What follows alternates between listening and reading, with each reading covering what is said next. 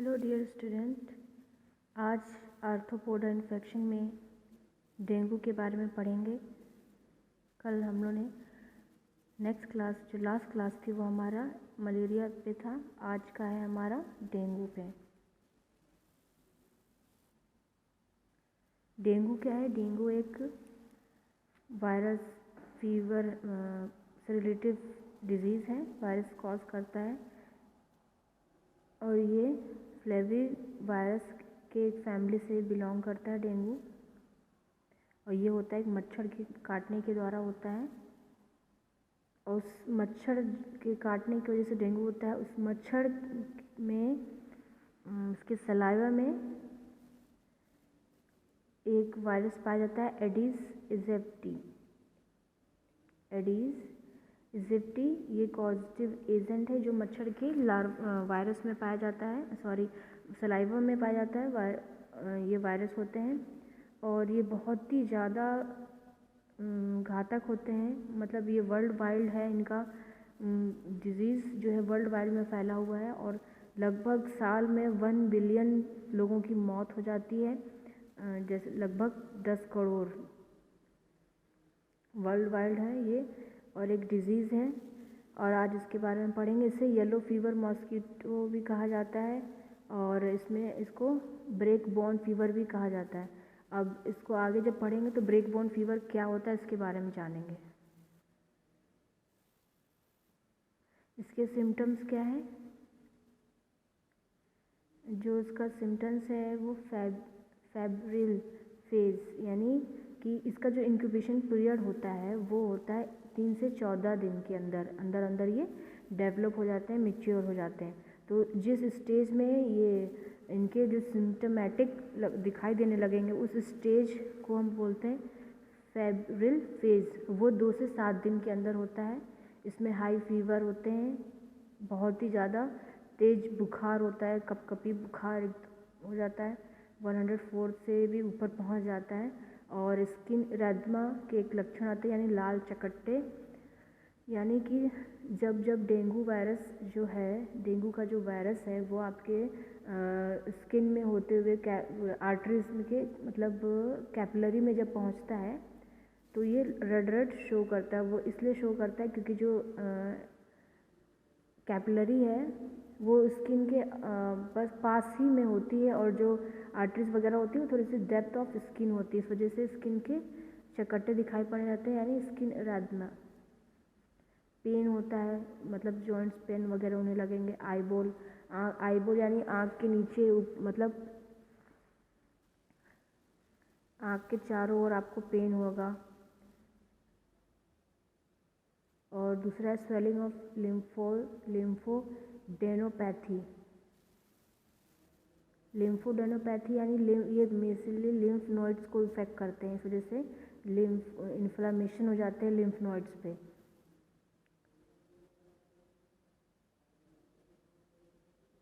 गार्थ्रालजिया,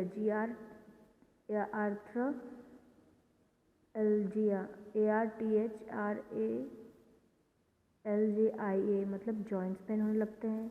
इनके 2 फेजेस, ये मेनली आपके जो सिम्टम्स है उसको 2 फेजेस में देख सकते हैं। डेंगू फीवर के फेजेस में, दूसरा डेंगू हेमरेज फीवर में।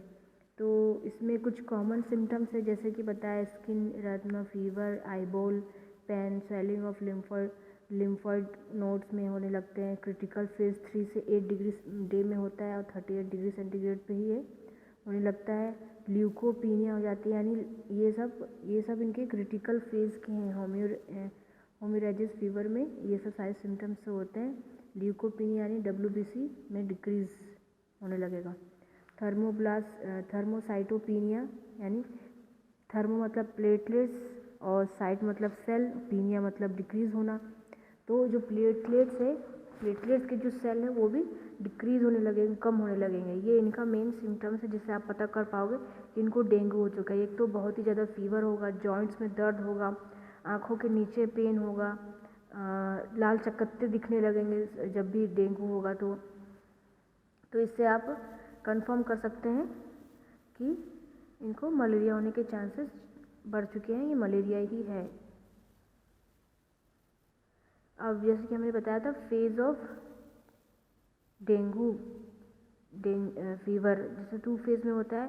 Phase of dengue fever, classic dengue fever also known as break bone, यानी ब्रिक बोन मतलब जॉइंट्स वगैरह में, कमर में, हाथों में, पैर हाथ के जॉइंट्स में बहुत ज़्यादा असहनीय दर्द होगा, तो इसीलिए इसको कहा जाता है ब्रेक बोन डिजीज़ या फीवर।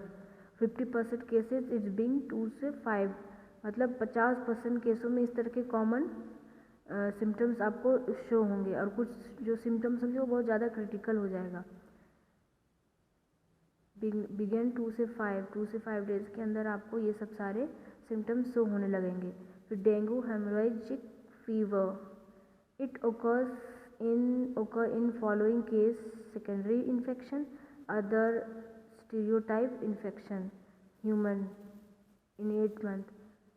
इनमें जो है ये जो है इसमें और भी केसेस में, मतलब इन्हीं के केसेस में और सारे सिम्टम्स होंगे। और 18 मंथ तक ह्यूमन में स्टीरियोटाइप, मतलब डेंगू के जो टाइप है, आगे हम देखेंगे इसके और भी स्टीरियोटाइप है। 4 टाइप के स्टीरियोटाइप होते हैं, तो उनमें से कुछ स्टीरियोटाइप अगर बॉडी में है तो 18 मंथ तक होते हैं और अपना मतलब काफ़ी इन्फेक्टेड करते हैं। Patient with other medicine issue, या फिर तो कोई और मेडिसिन इशू हो तो उसको तकलीफ़ हो सकती है, कुछ और भी सिम्टम दे सकते हैं। मोस्ट कॉमन इन 15 एज, ये अधिकतर बच्चों में जल्दी ही शो करने लगता है, बच्चों को जल्दी होता है फिर under 15 age. Symptoms usually begin in 3 to 7 days, जो सिम्टम्स है वो 3 से 7 दिनों के अंदर ही दिखने लगेंगे।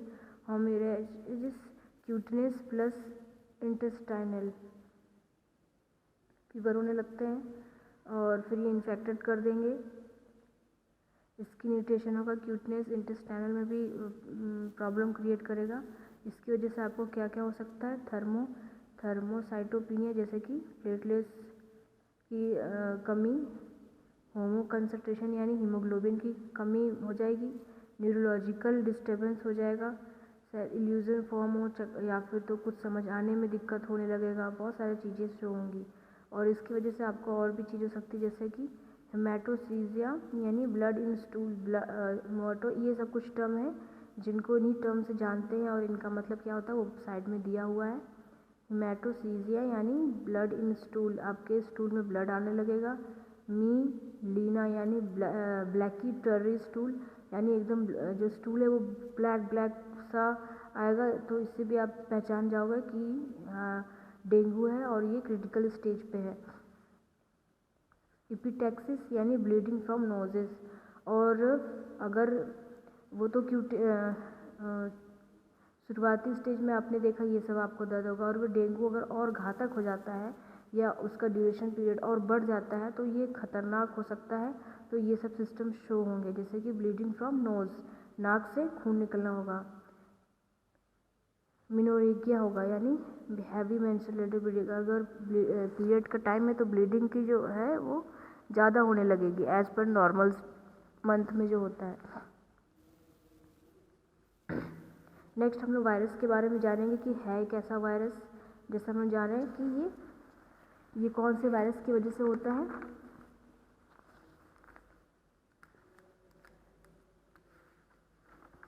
ये आपका होता है एडीज इजिप्टी वायरस, जो मॉस्किटो के सलाइवा में प्रेजेंट होता है और इसकी वजह से आपको डेंगू हो जाता है। तो इसकी कैरेक्टरिस्टिक फीचर ऑफ वायरस क्या क्या है, हम थोड़ा वायरस के बारे में जानेंगे ताकि इसके बाद हम इसकी लाइफ साइकिल और पैथोफिजियोलॉजी को समझ सकें। तो जो वायरस है वो कुछ, इसका स्ट्रक्चर कुछ ऐसे होता है, देखिए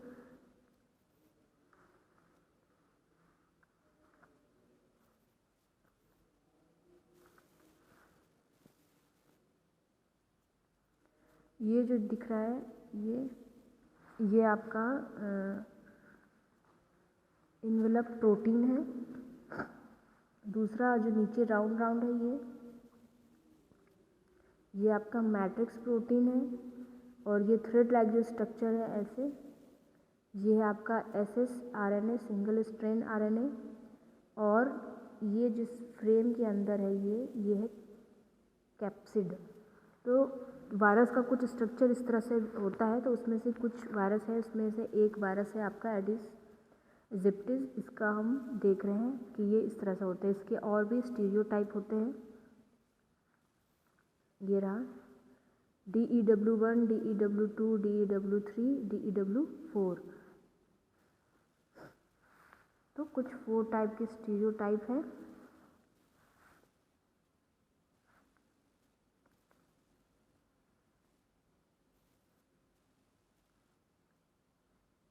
अब जो क्या है कि इस डायग्राम को देखते हुए समझते हैं कि जो डेंगू वायरस है वो RNA वायरस है। इसमें RNA वायरस क्यों? क्योंकि इसमें RNA प्रेजेंट है और सिंगल स्ट्रेन का RNA प्रेजेंट है, और इस वजह से इसको RNA dengue virus is RNA virus. और जो आउटर सरफेस है वो कवर्ड है बाय इनवेलप प्रोटीन। ये जो है ये ऐसे जो बना हुआ है, ये आपका बना हुआ है इनवेलप प्रोटीन। ये कवर्ड है, इसका जो आउटर पूरा लेयर है ये कवर्ड है इनवेलप प्रोटीन से। और जो outer surface is covered by envelope protein surrounded by lipid bilayer. अब ये जो पूरा होता है, ये तो हमने ऐसे इसको देखा। अगर ये है तो ये पूरा एक लेयर से सराउंडेड होता है। लिपिड की लेयर होती है, लिपिड की बाइलेयर, 2 लेयर होती है इसमें। Inside the envelope is capsid. अब इसके अंदर एक कैप्सिड प्रेजेंट है, यानी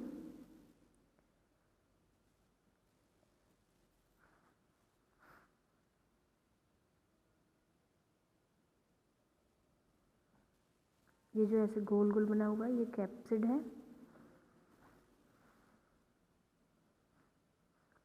अब वायरस का जो कैप्सिड सेल है that contain virus RNA genome.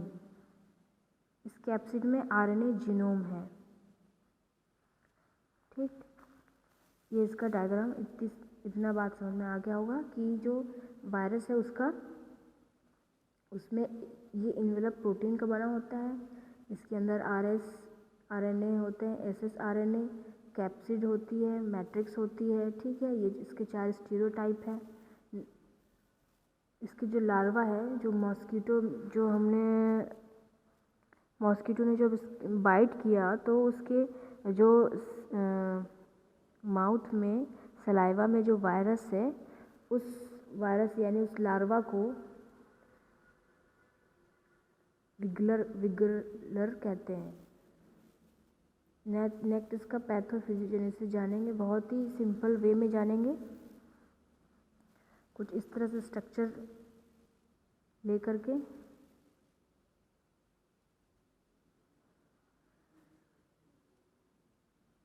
तो जो ये हमारी स्किन की सेल है। अब स्किन की सेल में कुछ रिसेप्टर होते हैं, जैसे आप लोग जानते हैं। उस रिसेप्टर को बोला जाता है हिपैरिन सल्फेट रिसेप्टर। स्किन है यानी स्किन की जो मेम्ब्रेन है उसमें एक रिसेप्टर पाया जाता है। उस रिसेप्टर का नाम है हिपैरिन सल्फेट।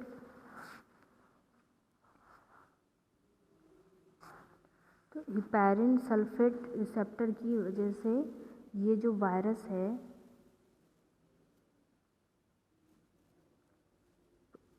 ये आपका एंटर कर जा रहा है बाय द फ्यूज़न। ये रहा फ्यूज़न करके, फिर ये फ्यूज़न करके एंटर हो जाता है virus. After that ribosome hijack and useful protein production. कि जो इसके राइबोसोम्स हैं, इसमें जो राइबोसोम्स हैं अंदर सेल्स में, वो बाय द वायरस के थ्रू हाईजैक होकर के एक प्रोटीन प्रोड्यूस करते हैं और एक जेनेटिक मटेरियल ssRNA रिलीज़ करते हैं। प्रोटीन प्रोड्यूस करते हैं और अपना ssRNA रिलीज़ कर देते हैं। फिर ये जो अपना जो खुद का ssRNA रिलीज़ किया है वो सिंथेसाइज होता है, सिंथेसिस होती है इसके किसके साथ में, RNA पॉलीमरेज की हेल्प से इसका सिंथेसिस होता है और ये न्यू RNA प्रोडक्ट बनाते हैं, एक न्यू RNA प्रोड्यूस करते हैं। अब जो न्यू RNA प्रोड्यूस हुआ है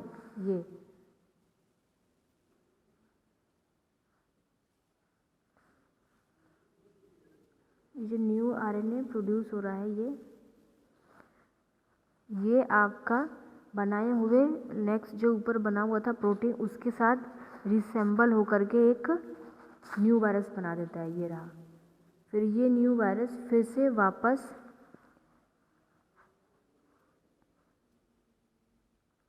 स्किन मेम्ब्रेन में वापस चले जाते हैं।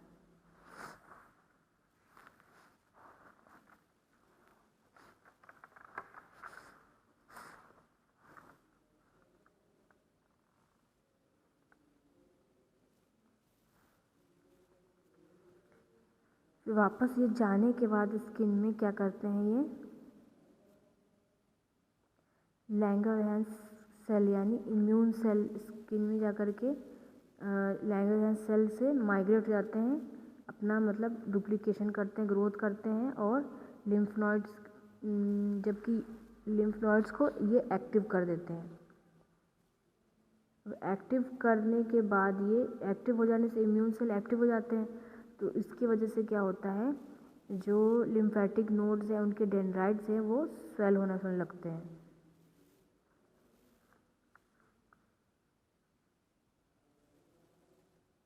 ऐसे डेंड्राइट्स होते हैं, वे स्वेलिंग होने लगते हैं, इम्यून सेल के सेल जो है वो स्वेलिंग होने लगते हैं।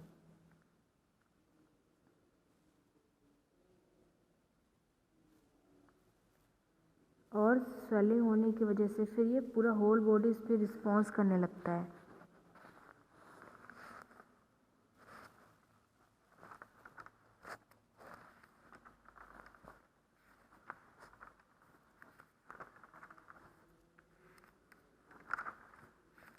सबसे पहले क्या होता है,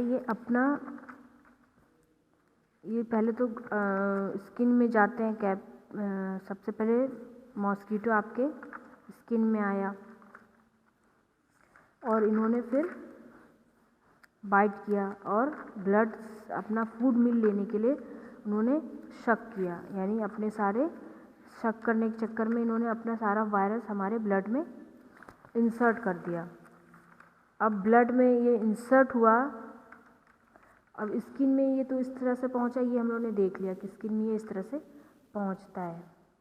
फिर ये ब्लड में जा कर के ये सारी प्रोसेस जो है, ये जितनी प्रोसेस है ये ब्लड में होती है, ब्लड में लिम्फोइड सिस्टम में।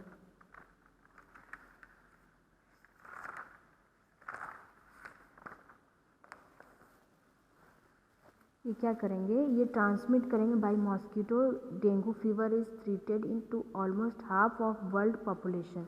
आधी आबादी डेंगू के चक्कर में परेशान है। When beating a person for its blood meal, an infected mosquito release saliva entering the dengue virus. जब पर्सन को ये बाइट करेगा वायरस अपना ब्लड मील लेने के लिए, मतलब मच्छर को नहीं पता है, मॉस्किटो को नहीं पता है कि उसके माउथ में, उसके सलाइवा में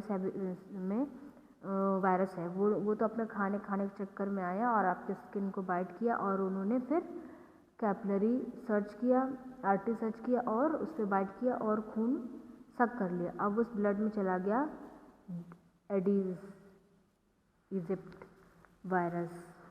फिर वायरस किस तरह से अपना डुप्लीकेशन करता है, यहाँ पर हम लोगों ने लास्ट डायग्राम में देखा कि इस तरह से कुछ इसने अपना मल्टीप्लिकेशन किया। क्योंकि ये आरएनए पॉलीमरेज है कि तो इसने अपना single strain RNA genetic genome है वो अपना रिप्लिकेट किया। उसके बाद ये चले गए लैंगरहैंस सेल में, इम्यून सिस्टम में, इम्यून सेल्स में, यानी ब्लड के अंदर लिम्फेटिक सिस्टम में एंटर कर गए। तो virus infection can be trigger a strong inflammation reaction. फिर जैसे इन्होंने लैंगरहैंस को माइग्रेट किया तो ये अपने बड़ा ग्रोथ भी हो चुका है, इनका मल्टीप्लिकेशन इन्होंने कर दिया। फिर देन आफ्टर क्या किया, इन्होंने माइग्रेट हुए, 1 से 2 में कन्वर्ट हो गए। During incubation period the virus first replication locally and then separate into the blood stream of infected person. पहले तो यानी रिप्लिकेट हुआ वहीं पर पर्टिकुलर जगह में, फिर उसके बाद सारी बॉडी में, पूरी बॉडी में, पूरे ब्लड सिस्टम में ये फैल गया, this called a viraemia. For some patient, this infection may cause a severe form of the disease, including dengue, hemorrhagic fever. The blood vessels become a permeable, resulting in plasma leakage. When a mosquito bites a person who already infected, it draws in a dangerous virus contained in blood. By biting another person, it can transmit it by virus. मतलब कि अब इस तरह इसने lymphoid को active कर दिया, migrate होकर के ये पूरी बॉडी में इन्फ्लामेशन होने लगा, फिर ये बॉडी में से फैल गए.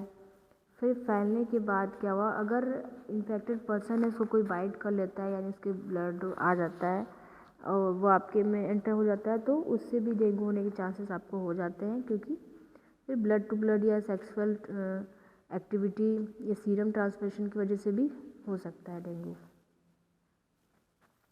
अब इसके डायग्नोस्टिक इन्वेस्टिगेशन कैसे करेंगे, तो कुछ प्रोसेस हैं, कुछ टेस्ट हैं, उनसे आपको पता चलेगा कि डेंगू कैसे इन्वेस्टिगेशन करते हैं. RT-PCR dengue virus contain RNA which is investigated by the blood sample test by the test of reverse transcription polymerase chain replication. जो क्योंकि ये RNA वायरस कंटेन है, तो इसके लिए टेस्ट होगा RT-PCR, जिससे पता चलेगा कि ये आपको डेंगू है. नेक्स्ट है ELISA टेस्ट, ये प्राइमरी सेकेंडरी डेंगू इन्फेक्टेड के लिए है. Rapid diagnostic test RDT, platelet counts, thrombocytopenia, platelets कम हो जाएंगे तो प्लेटलेट्स काउंट्स होने से भी एक अंदाज़ा हो जाएगा कि डेंगू है. मे बी CBC यानी ब्लड काउंट, WBC भी लो हो जाता है, लिम्फोसाइट इंक्रीज हो जाता है. तो ये भी एक क्राइटेरिया है जिससे पता चल सकता है कि डेंगू हुआ है. फिर चेस्ट एक्सरे भी कराते, उसमें आपको ये शो होगा bilateral pleural infusion chest infection. Chest X-ray कराने से PCV test, elevated haematocrit value, liver function test भी करवाया जाता है. Elevated transaminase hyperalbuminaemia, serology of detection of antibodies कितनी रह गई हैं. फिर इसके प्रिवेंशन क्या है, प्रिवेंशन वैक्सीनेशन. प्रिवेंशन एक ही उपचार है, क्योंकि ये एक वायरस है, कोरोना वायरस की तरह इसका कोई इलाज नहीं है. इनका जो भी इलाज है या मेडिसिन तौर पे या जो भी करते हैं वो उनकी सिम्टोमेटिक को डिक्रीज़ करने के लिए होता है. Prevention vaccination with reduce of symptom and length of infection, मतलब वैक्सीन की यूज़ करने से इनकी सिस्टमेटिक को हम लोग रिड्यूस कर सकते हैं जो लक्षण आ रहे हैं. दूसरा लेंथ ऑफ इन्फेक्शन. ट्रीटमेंट क्या होगा इसका, supportive care, acetaminophen of symptom relief medicine दी जाएगी. पैरासीटामोल दिया जा सकता है अगर किसी बंदे को है तो बार बार उसको फीवर आएगा, जब जब उसको फीवर आता है 50 mg का पैरासीटामोल दे करके उसके फीवर कंट्रोल कर सकते हैं. SOS जब भी दिन में लेना हो.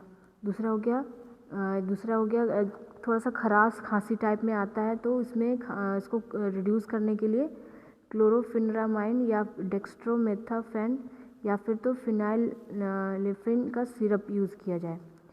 और हाँ, इन मेडिसिन के लेने की वजह से फिर इसमें गैस की भी प्रॉब्लम आने लगती है बार बार, तो इसमें रेनिटिडिन प्लस डोमपेरिडोन की एक कॉम्बिनेशन में इसको दे सकते हैं. ऑल्सो गिव ना एंटीबायोटिक्स. अब ये कहा जा सकता है कि ये तो वायरल डिजीज़, इसमें तो एंटीबायोटिक क्यों दिया जाएगा, पर कुछ इसमें एंटीबायोटिक इफ़ेक्टिव होते हैं, कारगर होते हैं. इस वजह से बहुत सारे डॉक्टर प्रिस्क्राइब करते हैं इसको सिम्टोमेटिक इसको हटाने के लिए. तो एमोक्सिलिन प्लस पोटेशियम क्लेवेनेट ये दिया जाता है ट्वाइस अ डे में भी, अगर ज़रूरत है तो. और या फिर इसके इंजेक्शन आते हैं 1.2 ग्राम के, उसको आईवी दिया जा सकता है 3 डेज, 2 बार दे सकते हैं, दिन में 2 बार, 3 दिन के लिए। इसमें क्यूटनेस के लिए नहीं दिया जाता है, सब क्यूटनेस नहीं दिया जाता है, ये आईवी ही दिया जाता है या तो टैबलेट दिया जाता है। वीकनेस, अगर वीकनेस है तो मल्टीविटामिन प्रेफर किया जाता है।